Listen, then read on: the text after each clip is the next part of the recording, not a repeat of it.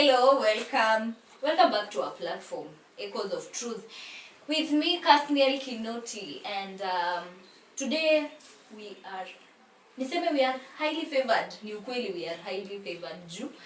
Here with me, niko na leaders. I have leaders, people that we believe in. So today in the Echoes of Truth, a platform where in the middle of voices spoken, what we read about, and then it keeps on reflecting within us, around us. We come now here and we break it down. We get to understand the real truth about everything. So leo niko na two handsome two handsome gentlemen. Hey, wacha tuanze hii side. Yeah. Atusalimie, atuambie who he is. Okay, thank you so much, our host, Kesniel. Thank you for having me in this podcast, Echoes of Truth. My name is Jack Fidel. I'm a fourth year here at Tharaka University, and I'm currently pursuing my first degree, that is in the Bachelor's of Education Science, Mathematics and Biology. And I guess I'm quite ready to learn, even from this interaction. I served as the immediate former CU chair, and currently I'm serving as the Mount Kenya Regional Treasurer, of which I'm going to hand over possibly in the next week, the other week which is coming, and I'm going to be back as a faithful CU member. Yeah, thank you so much. Guess I'm ready to learn with you guys. Oh, nice. That is amazing. We are wishing you all the best. We wish him all the best. Akienda kutransit and hata akiendelea kuserve pia. Tunamtakia kila la heri. Now to the next one. Thank you so much. Indeed, this is a tall order. I appreciate the pioneers of this platform, Echoes of Truth. And today I want to believe that those echoes are going to be heard through us. He says, thank you so much. I always say once a leader, always a leader. So even at that capacity of a faithful member, you cannot neglect the aspect of leadership in him. You'll always see. So thank you so much. My name is Ian Kipchumba. I serve as the chair of the Christian Union currently, and I pursue my bachelor's degree in education science, biology and home science option. Thank you so much. And now today, my dear viewers, wacha kwanza ni breathe in and out, because what we are echoing today is something that affects us from within and outside, like ile externally na internally. But most of the people, mostly Christians, sisi wenye tunasema believe guys meokoka. Sure. Yeah. Ni vile sijasikia mkisema hiyo. Anyway, as born again people, politics, this is the thing. Politics. When you get to hear the word politics, what is it that comes in your mind? When you get to hear, okay, ukisikianga leader unajonga ni kiongozi. But there's a mentality that tumekuwa nayo when we get to hear about politics. Fidel, when you hear about mtu tu akutajiange, huu ni politician, there is a view that wase wako nayo. And as Christian, there is how we handle such people wenye ni politicians. Kimi ndio Sifuna. We've heard about that. Tumeona vitu the youth leader. But okay, most people will be afraid to talk about it. But here on Echoes of Truth, this is a platform where we want to hear what Christians, at a Christian student, have to say about politics. What do you know about politics and majorly Kenyan politics? Wow. Thank you so much, Kasni. You know, before even I begin to speak about politics, like the origin of these politics came largely now in the continent of Africa. I may quote the words of Chinua Achebe, says that the white man was clever. He came and put a knife to the things that held us together and things fall apart. Then he gave us this toy now that is called politics, that we play with it. So today they have even changed the name. It is not even politics. It is politics. So like right now, even the elections, they are coming next year. But you can see how the organization are being formed for now. The meetings that are held at Serena Hotel, Panari, those meetings are not maybe for the benefit of the Mwananchi. In as much as maybe they will sugarcoat those organizations, Linda Mwananchi, Linda Ground, those things, I'll tell you for free, like they don't care. We are starting seeing the things that are trying to implement so that to defeat our sovereign constitution. So like the things like the NDC, the things with this man called Kalonzo Musyoka and Minister of Energy. What is his name? Minister of Energy, this man from Opio and I. These were the people who are the custodians of NDC, the NDC and the NADCO committee. So when the late Raila Amolo Odinga was coming together with William Ruto, they agreed that we put this committee so that they can come with the conclusion of the matter. These are the things that we agreed how they implemented. But we are seeing that they are trying to defeat our sovereign constitution. When you start seeing proposals like the BBI and those all the other things, they are not for the betterment of Mwananchi. They are trying now to defeat our sovereign constitution. So just any time that when politics is being mentioned, especially the politics of Kenya, I don't know what has happened to our government and to our nation at large. People have started forming themselves on the basis of ethnicity.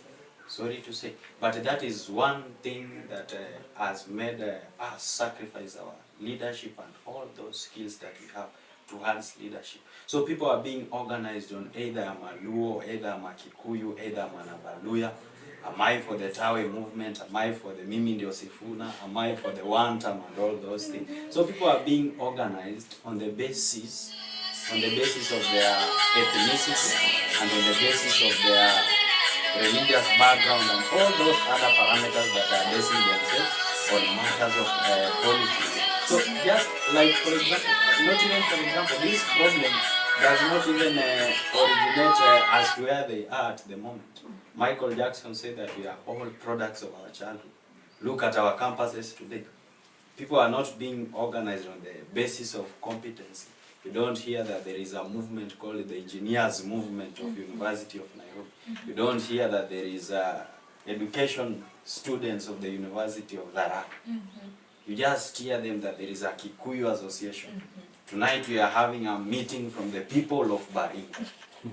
So that Abakuria who are very few in a certain institution, they may not end up having such meetings. So that creates an exclusion. So the problem that we are seeing as now at our government and now at our politics field, it is not something that they started there.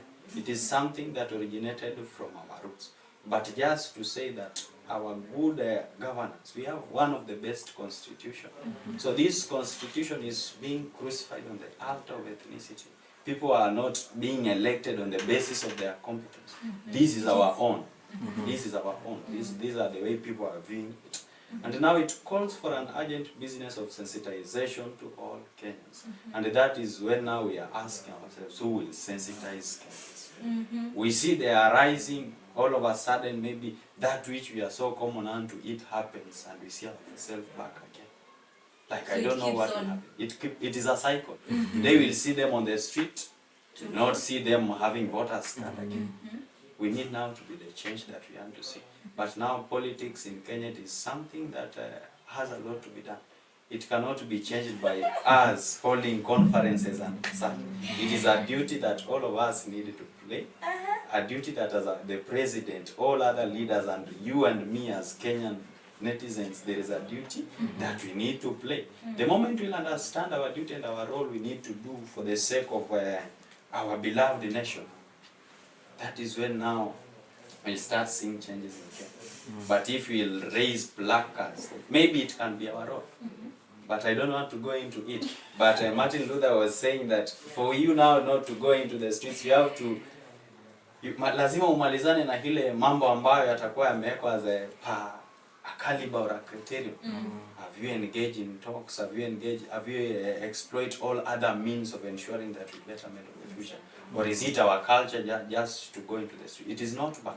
It is our mandate, it is our right to go into it is our petition to present our grievances, Article 37 of our Constitution. So it is our right.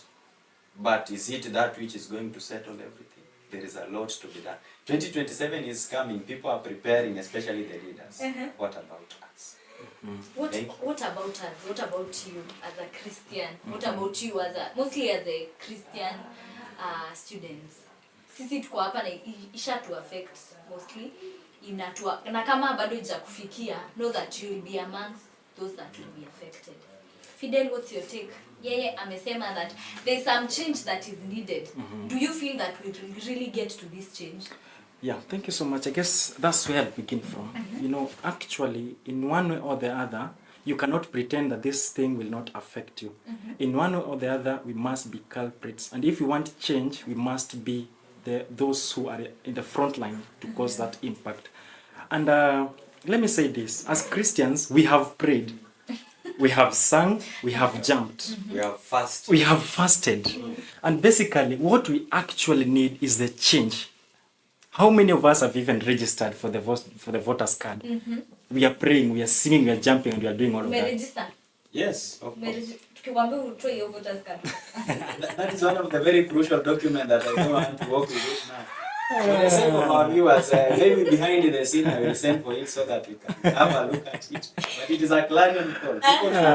People should register. Yes. I think that's where we need to begin from. And after that, we show up and we do our voting. The kind of leaders that you expect from them, not just learn from heaven or from anywhere else. We need to come up, show up, and stand for the right leaders.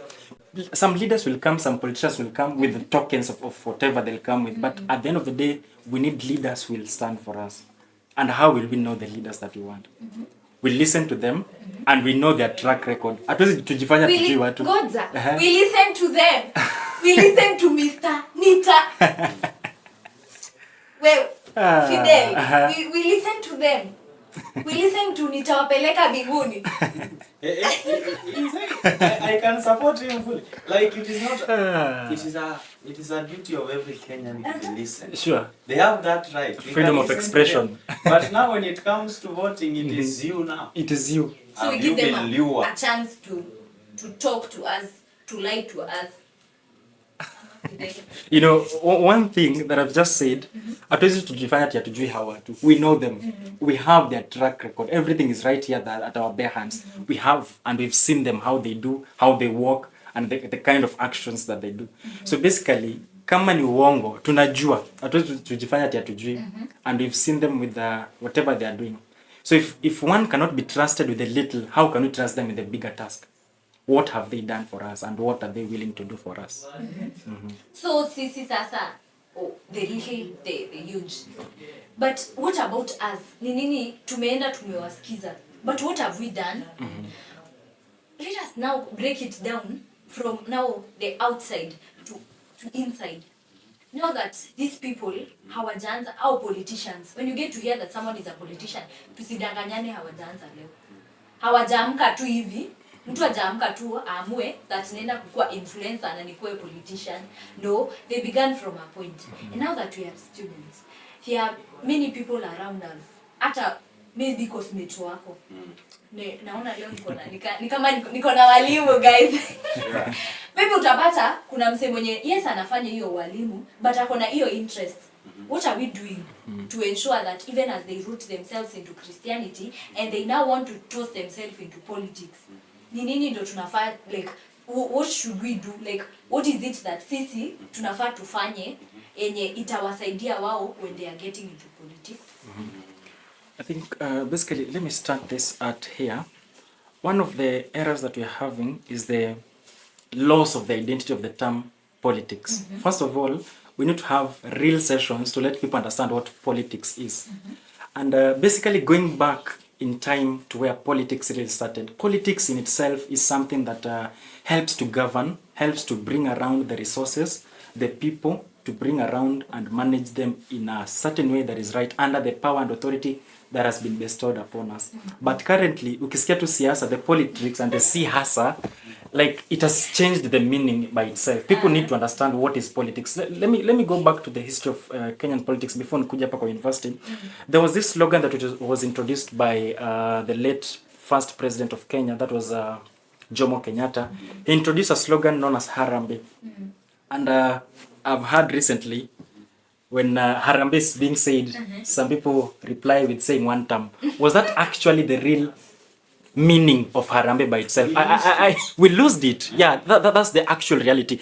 I went and researched, and in fact, Harambee was a term used to bring around together, to bring people together and all that. But now, just as you said, it is something that is used to do to differentiate people and to separate people basing on the fact of ethnicity, Christian backgrounds, race, and every other thing that we think of. So first of all, as a Christian people, we need to help redefine politics, because those two terms, they go hand in hand.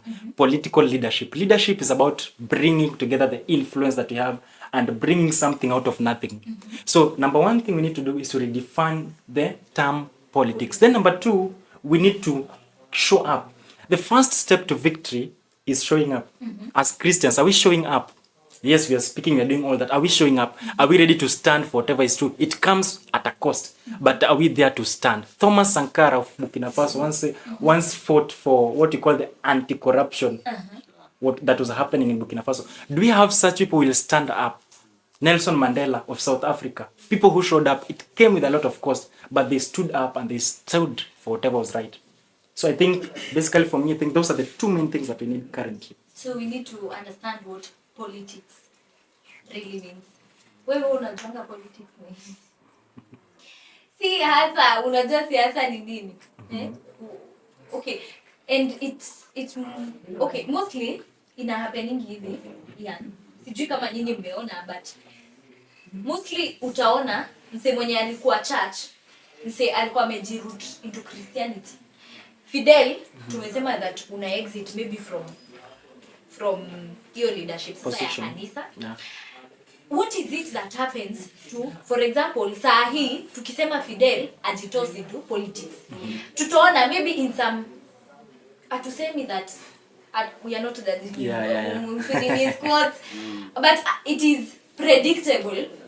Tuseme hata 60 and 40.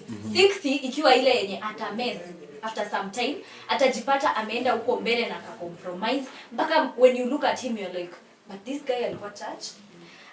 Sasa vile ameingia politics, tuseme politics ndio inaharibu watu ama ni nini shida? Can't we find someone that is into politics na amesimama ameenda kanisa, like ako sawa into their religion ana follow vizuri, and when it comes pia to politics they are doing well. Juu ni kama mostly ukishatuingia politics unajonga ni kabaya. So could there be something that would be done, or what is it that has not been done that should be done? Ndio tuone how watu waja compromise ikiendana na huko mbele. Yeah. Wow, thank you, Cassie. You know, when I look at our continent and my country, like there is this quote that somebody says that I love my country, but I don't love my countrymen. Like it is something, maybe to start from where my brother Jack left. We need to redefine what politics is. Just to begin with, politics is a system. Politics is a system that has been set in place, that it has its own way of being governed and whatsoever. So the problem is, it is not that it is a matter of guaranteeing that a pastor going to politics, that our definite, our ultimatum goal is obvious that this person will turn and be like another animal whatsoever. But me, I will say this, like as we redefine what politics is, there is an urgent, it is so of an urgent business to redefine Christianity as well. Like the person who understands Christianity, like I'll start from my campus, like there is a way we need to build ourselves from this place. Trust you me not, like after campus, ask them that have gone before you. Them that didn't build their system very well, you no longer see them. It is not a matter of maybe politics is a dirty game as they quote. Thank you. Bishop Oginde said that politics is a dirty game that we Christians need to go so that we can clean it. Oh yes. You get it now? So the matter of maybe a person being a Christian, so when he become a leader or a politician, it will backslide. Then we are not questioning politics. We are questioning your Christian. And Why? let me say this, Chair. Desmond Tutu once said that there is no future without forgiveness. Exactly. Now, just basing on the fact of whatever those who have gone ahead of us is not an actual meaning that it is the actual trend that shall proceed. Now, we need to have a new mindset and believe. He has talked about Desmond Tutu. Desmond Tutu wrote a book about God is not a Christian. Like, you know, the way we have sugar-coated Christianity, it is like anybody who will be seen in a church, even if his business is just to clean the church, will be referred to as a Christian. That is why you will hear we have a lot of percentage of Christianity, but we have a lot of corruption and all those insane things. So it is a matter of us not questioning about the field of politics. It is a matter of us questioning and redefining how is our Christianity. We have all this deep conviction. Look at the men like Daniel. Look at the man like Joseph. In face of impossible odds, these are the men that stood with their God. Yeah. Even if he does not save us, we cannot bow down. Sure. So these are the men that we want. We are not sending there those spiritual babies and we expect them not to come back. So you want to mean people when you wanna get into politics are babies when we come into Christianity, ama what is the point? Not that generalization is per se, but in as much as we will see you in another form, like I don't know, like when we are getting into campaigns, you see even politicians carrying babies, watoto wa wananchi, they greet everyone, they walk on road. But the moment they are elected into position, you see them no. See, Fidel said that we need to let them express themselves because they have that right too. It's in the Constitution. Why are they not carrying these children now after entering office? Like you cannot access them. Like one person is being governed by 20 police. So it is a matter of, it is not about them that are going there, they are spiritual beings. Look about the people like Martin Luther, the Reverend. These are the people that hold firm, even in their God, even in those courts. As they stand in those law courts, they stand with their God. They are quoting scriptures in these law courts. It is not a matter of that I'm generalizing in Kenya that it is spiritual babies that are going there. But in as far as your Christianity is questionable, the force that is in the world is so heavy. If you are not, you cannot bear it if you have not built that capacity. I've given you an assignment. Go and ask the graduates. Ask them how is life. I've asked for. They have told me, Ian, I wish I could. Graduates ni kuja mama ama yana anawaonea. Yana anaweza kuwa anawaonea. Hebu speak out. Shout out to them. Hebu ambie. Thank you, Raphael. Thank God. Anyway, we pia tebu ongea hapo tuambie tell us guys. Then tunajua that as Christians, unajua sisi ndio tuna view things, and I've heard you talk about the percentage of maybe the people, maybe the, let's say hata tuanze hapa in the Kenyan what now republic Kenya. Sasa Kenya yetu as a taifa tukienda tuangalie percentage ama hizo zinajuangalia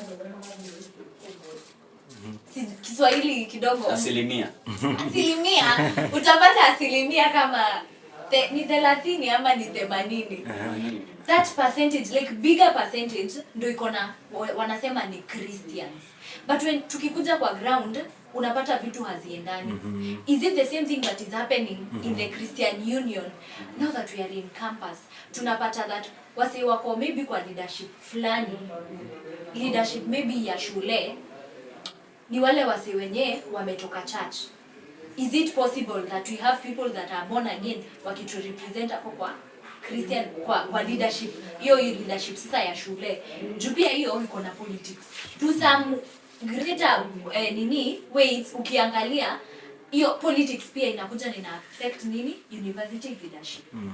So as a people that are born again, Ian, would you Okay, what is your say about hawa wenye sasa ni wanaanza politics wakiwa hapa university? Would you support them?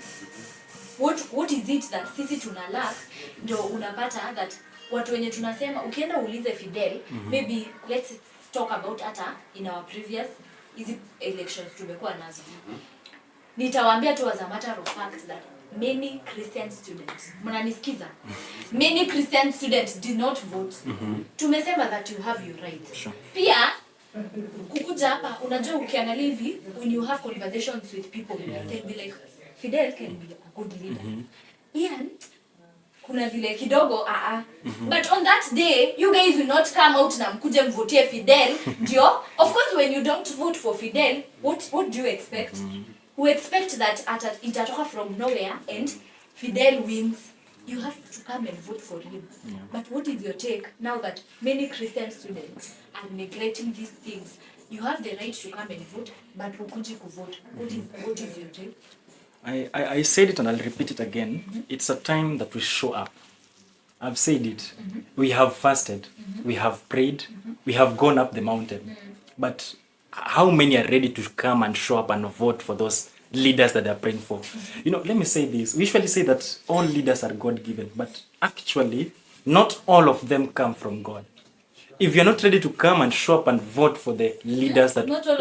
Let me repeat that. It's actually in the Bible. Go and do your research. Get it right. It's as simple as that. Not all leaders are from God. Sasa tutajua aje ni from God. How will we know?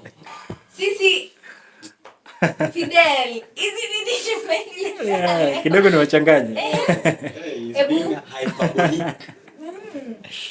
You know, one thing I've said, Christian leadership revolves around good morals, the values, and the discipline that we can see in you. Yeah. Some of them are just sheep clothed in are just wolves clothed in sheep clothing. Skins. Yeah, wamejivalia Ngozi ya kondoo. So guys, hizi vitu sacha tujui, let's not pretend that we don't know. Echoes of truth. We are echoing. Echoes of truth. The Bible says that my people perish due to lack of knowledge. Like some of us even don't want to know. Our watu tunawajua, we know their track record and all that. So ukishawasikiza and you've seen how they behave out there, so when they come wasikuje na sera za uongo, at least you'll have a good foundation of who these people are. Yeah. Sasa Just a minute. From what Fidel has said. You know, I remember when I was learning philosophy in my first year, there was this question that our minds have been cultured into mass thinking. We don't want to call ourselves sin to our meeting and think, is it that which mass is saying, is it true? Because I was born and I find my local people and my fellow countrymen saying politics is a that game, so I live with it. Politics is a that game. Sure. Those people who don't want to participate in their rights voting, especially even in our institution, those are the people that will start saying this school is ethnic, this school is tribalism. You see now? So in face of impossible odds, those people who love their organization, those people who love their country will stand up. If you don't stand up and participate in your legal right, you don't love your country. Yeah. sasa tutaisha hivyo mpaka lini? This is Which the way of hutakuja kuvote lakini utacomplain watu wamevotiwa. I guess this is a conversation of one or two people impacting a whole generation. It's not about expecting a large mass to change. It's about me and you listening to this conversation. How much are you ready to change? A candle loses nothing by lighting 1,000 others. The time or the point of change is actually the decision. The point you make that decision and be ready to impact another one or two other people. I guess that is the actual point of change. Yaliyopita si Ndwele. It is coming next week. yaliyopita si ndwele, lakini when we were here last time someone said that we need to carry ourselves and with the question of what would Jesus do. Niko na swali kwenu leo. If Jesus was a campus student, do you think Jesus would participate in politics? You are reminding me a question that I was asked yesterday. That if you were Jesus, would you be still alive today? So, in matters of Jesus being a campus student, will he participate in voting? Look at the character of Jesus. Like, there is a way Christianity. Trust you me, there is somebody who does not know Mimi ndio Sifuna. Because he has painted it that anything out of the Bible, I should not engage into. But listen. That's why we are perishing. We lack knowledge. But no, look at Jesus. I think today I'm with the right people. I think leo niko na the right, because ni kama ina happen that watu wanakutake juu wewe ni Mkristo, kuna vitu when you start talking about these things they are like na si umeokoka. So this thing is not right. It's not right. Wewe ni Mkristo but kama ni siasa jua siasa. If we don't step out, if you don't show up and change, we'll continue to live complaining, continue to live struggling. Just to answer your question about Jesus. Look at the character of Jesus. And now when you bring the topic of Jesus, we need to go back to the scriptures now. That having been found in the appearance of a man, he humbled himself and he became obedient. If you're obedient, you'll do what it takes. Sure. Jesus was that one person that he became the change that you want to see. Like you want us to have good leaders and you're not a champion of good leaders. So Jesus, he could participate in all legal rights that he partakes in. Including ile yenye alifanya nini? At the point where Jesus washed his disciples' feet, I learned something from it. Let me say this. Actually, the coming of Jesus was to portray what you call servant leadership. Jesus humbled himself very low, even to a point of finding himself as like in an image of a man. The Bible says that having been found in that image of a man, he was lifted high above every other, and he was given a name that is above every other name. I think one thing that I learned about Jesus' style of leadership is about humility and servant leadership. He was not a me and my people and all that kind of leadership perspective. He was a leader who served people, and I think that's the real question. Do we have leaders who are ready to serve the people? But sasa si tuko na leaders wenye wanakuja wanashika watoto wetu. Si tuko na leaders wanakuja na wanakanyanga matope tukikanyaga. See, we have Can I be so casual to an extent? Wakati. Allow me to speak in Sheng and Kiswahili a little bit. Like when you are looking for a lady, you'll give.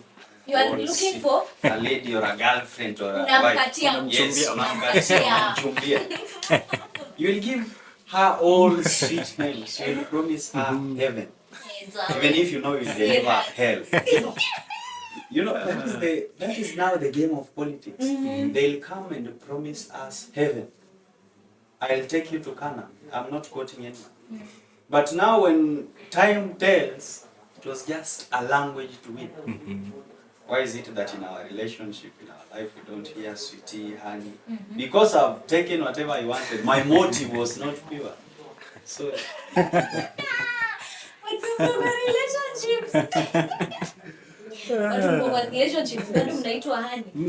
unaitwa tu na jina yako ya mwisho. Ask them.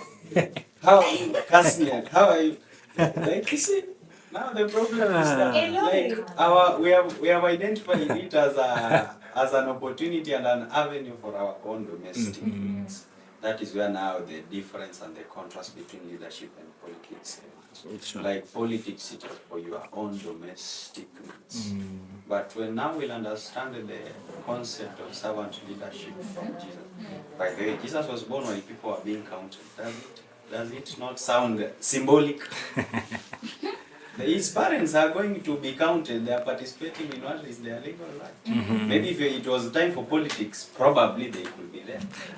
And one of the things that Jesus was actually accused of was blasphemy. But he came to announce a certain kingdom apart from whatever was here. So in one way or the other, Jesus would still participate in the politics, but he would act like a servant leadership.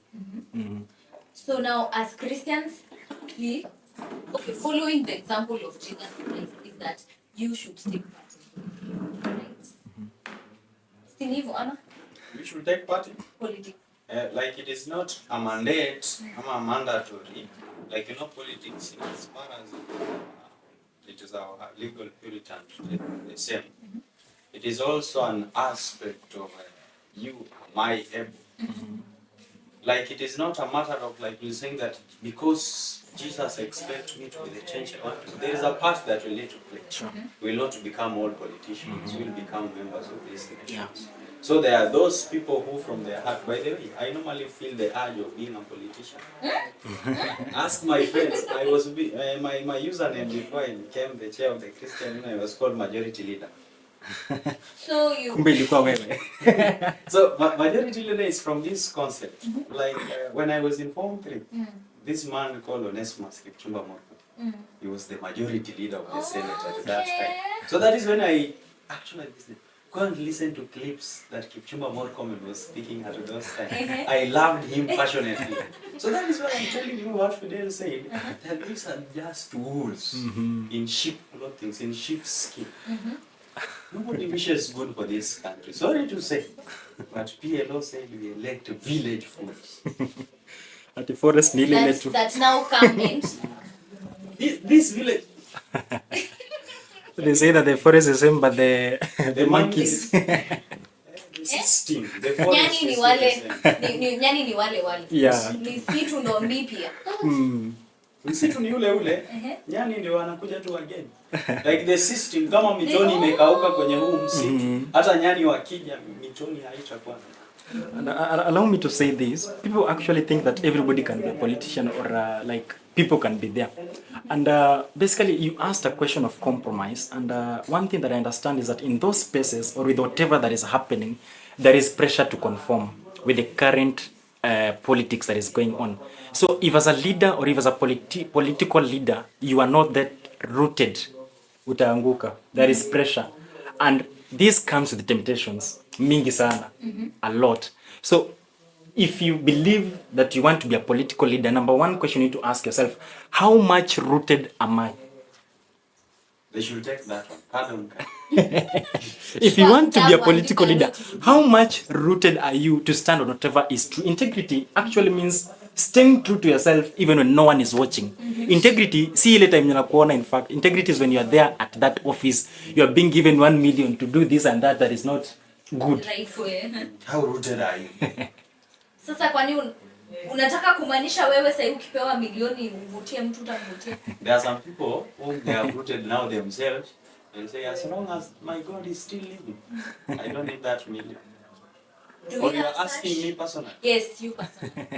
Tuanze na wewe. Yeah. You know there are some things that I learned that people say just because they are saying it because the opportunity has not arrived. Exactly. You've got That's why I asked you now. So as for me, I'm not yet there, but I'm coming. I'm still building myself. Some people do not sin because there is no that opportunity. Alafu sisi tukiingia hapo unatu. You blame us and you start talking about us. You know, let me say this. That question that you've asked Ian, nimesema hivi, if you cannot be trusted with the little, you cannot be trusted with the much. So if Ian, you can trust with 5 shillings, 10 shillings of this institution, then possibly I can trust you with those millions. So Ian, Yes. umesema when you were in Form 3, but me I feel ni kama ulipenda Onesimus ndio alikuwa na dini yako Kipchumba. That was Hata me I feel it. I was the school president by then. Oh. And I I learned politics. In my first semester, I nearly ventured into politics. But now there is one thing that I learned. I'm not a good risk taker. Risk taker. Yes. How? Like, I have a friend. I'll make him anonymous. I mean, in class, I'm telling me, and I invested 100,000 in this campaign that I've just ended. Did he lose? And sorry to say, He lost. he lost. So you want Ian to come and take this risk. So that is one thing that I love. So slowly by slowly, I'm keenly following the politics of Africa, the politics of Kenya. I have the desire of politics, and I desire that my country one day. I don't know if you read the history of Africa, but there is this man called Kwame Nkrumah, the late, of Ghana. So this man in the year 1964, allow me to Ringana here, in 1964 in May, So this man, I like what the person was telling the story, told it. Like this man came in a meeting in Addis Ababa, Ethiopia, with a certain written script. By then, it was the formation, starting of the formation of AU. Can we have OAU now? By then, Yeah. so when the man is coming, the script said that he abandoned his written script and he started pointing to the leaders of the Haile Selassie, the Kina Nyerere, the Kina Jomo Kenyatta. Then, if we do not unite, we will not be there. So there are some certain aspects that you need to play. Just I've seen that I don't have that plan to take risk to venture into politics. I know there is there is a part that I'm playing. I don't know if you have my number. I normally sometimes sensitize in those matters of leadership. I believe if not all, there is one that is saying, you are talking sense. There is a need for me to take.